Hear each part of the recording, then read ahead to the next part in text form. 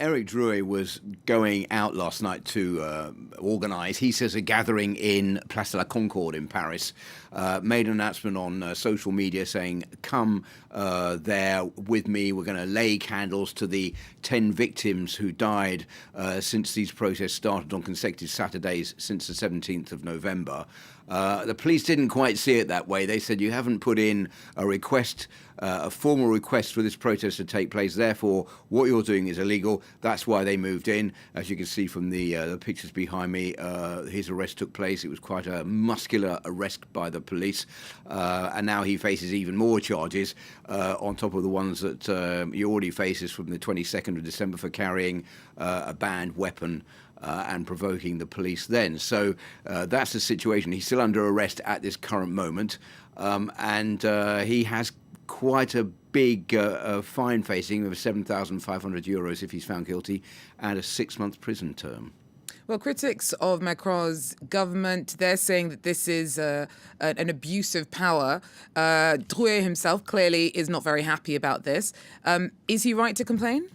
Well, it depends who you're talking to. I mean, if you're talking to Drouet himself, he says, well, you know, this was just a peaceful gathering. There's no reason for us to be arrested. He's been supported by the leader of the far left in France, Jean-Luc Mélenchon, who says this is just a police state. The police are moving in. It is unjust. But if you talk to the government, they say, well, this was not an organised protest. Therefore, we are right to stop it. And I think there's a certain amount of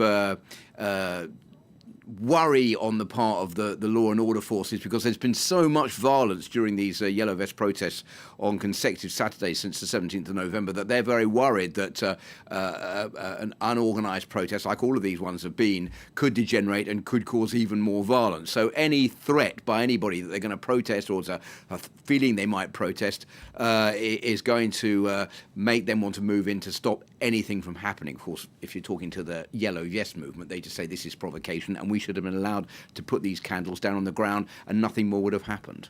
But is this a risky move by the police? Does it risk turning Drouet into a martyr at a time when, even if the protests are still relevant, they're perhaps losing a bit of steam? Well, I'll tell you something. If you look at any of the domestic television channels in France at the moment, they are all talking just about this. They're saying, is this going to mean that the Yellow Vest movement is going to lose support because they say this guy is just a provocateur, he's causing trouble, it's not serious, they haven't got a designated leader?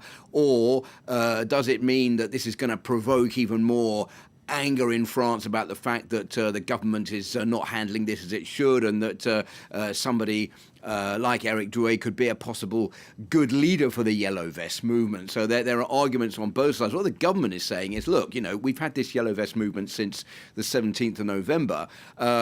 You asked us to do away with a petrol hike rise at the beginning of January, 6% for diesel and 3% for petrol. We listened to your protest. We've done away with that. We've also decided to freeze gas and electricity prices. That's not going to happen in 2019. We've also agreed to increase the minimum wage by €100 a month. That's going to take effect very shortly. We've also agreed to reduce social security contributions on pensions. That was something else that you asked for. So why are you still out there protesting when the government is doing all of this? And the government's also said, we're going to organise a national debate, which has been caused by this Yellow Vest movement, so that everyone can discuss what they think democracy should be, what moves the government should take, what steps they should do, what new policies they should introduce, and then we may even have a referendum on it. So all of that has resulted as following these Yellow Vest protests. So many people are saying, why are these Yellow Vest protesters still out in the street? So we'll see how much longer it can carry on.